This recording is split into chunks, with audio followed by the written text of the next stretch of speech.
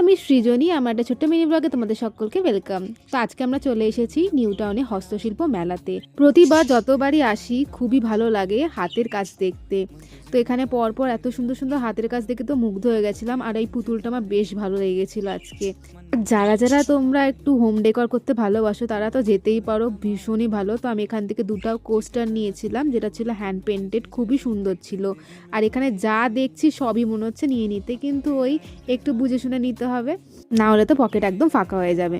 আর এই দিকে তোমাদেরকে বলে দিই যে মেলাটা স্টার্ট হয়েছে 21শে নভেম্বর থেকে 14ই ডিসেম্বর অবধি চলবে, দুপুর 1টা থেকে রাত্রি 8:30 অবধি। একটু পেট পুজো করে নিলাম, তো এখানে ফিশ ফিঙ্গার আর চিকেন পকোড়া নিয়েছিলাম, যেটা খেতে কিন্তু ভালোই ছিল।